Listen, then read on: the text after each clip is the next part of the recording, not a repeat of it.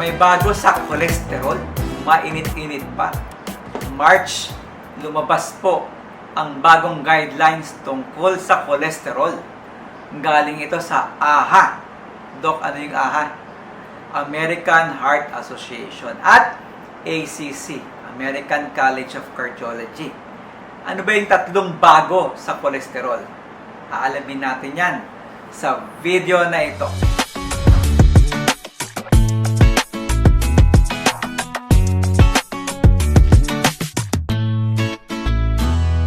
So ayan na nga, magandang topic tayo ngayon kasi cholesterol, malapit sa puso nyo. Kasi pag mataas ang cholesterol, puso, di ba? Ang kanyang target. Kaya pag usapang cholesterol, usapang puso din yan. Usapang stroke din yan. Kaya very important. At syempre, di ba, ang mga pagkain. Ang mga pagkain na paborito ninyo, mataas ang cholesterol. Kaya naman, ano ba ang bago?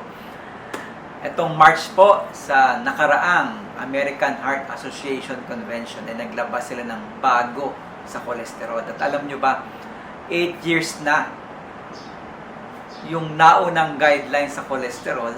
Then taon-taon, nagkakaroon po ito ng update. Pero ngayon lang po, may tatlong bago na dapat nating maibahagi sa inyo. Okay?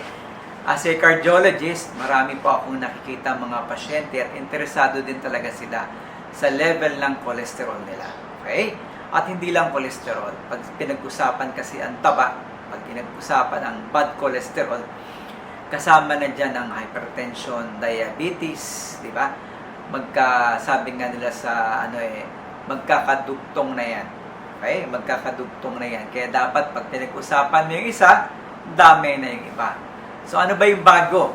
So merong tatlong bago na dapat ninyong malaman. Number 1, yung target na cholesterol.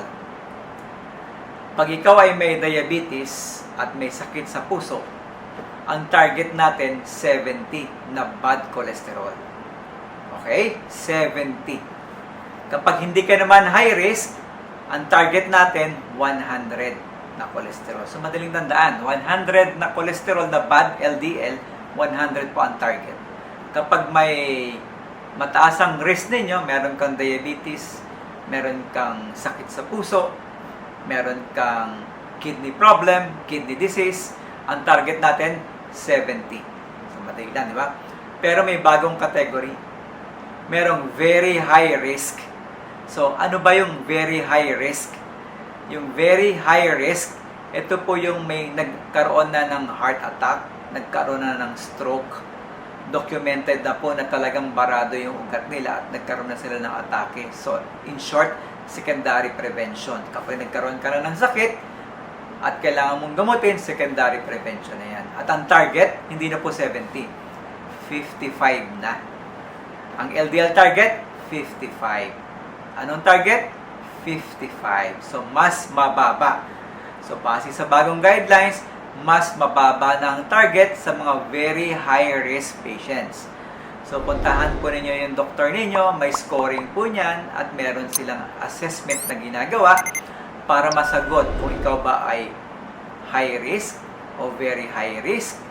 Ano ba ang target para sa iyo? 100 ba? 70 o 55? Visit your doctor para malaman po ninyo. Pag-usapan yung sabi ni Dr. J. Okay? Next na changes. May bagong test. Actually, dati na tong test, pero binibigyan lang ng emphasis. Okay? Ang lipoprotein A test. Ang lipoprotein A test po ay test yan na genetic. Ibig sabihin, pag ikaw ay may lipoprotein A, ibig sabihin, meron kang genetic na lahi yan na mataas ang cholesterol mo. Okay? At pag ikaw ay positive niyan, 40% risk to develop heart disease or heart attack. So kaya, ini-screen siya isang beses sa isang pasyente. Okay? Lipoprotein A po yan. Ngayon, may cut-off din yan. Kapag ang lipoprotein A mo ay 125 pataas, very high risk yan. So, papasok ka na kaagad doon sa very high risk. Wala pong gamot para sa lipoprotein A kasi marker po yan na meron kang lahi. So, ang gagawin po dyan para magamot yan, pababain mo ang bad cholesterol, gagandahan mo yung lifestyle, papataasin mo ang good cholesterol. Okay? So, walang diretsong target para sa lipoprotein A. Yung LDL pa rin yung ating pinupuntirya. Okay? So, yan po. Meron ding ApoB, lipoprotein na test. Pero ang mas binibigyan pa ng emphasis ngayon ay yung lipoprotein A test. Okay? Tanungin ninyo sa doktor ninyo. At number 3, last but not the least, at ito yung kadalasan sinasabi natin sa patient. Starting treatment early. Controlling the LDL, the bad cholesterol, the earlier, the better. Sabi nila dati, hintayin mo mag-50 para pababain mo ang cholesterol. Hintayin mo mag-senior para pababain ang cholesterol. Yun po yung dati. Iba na po ngayon.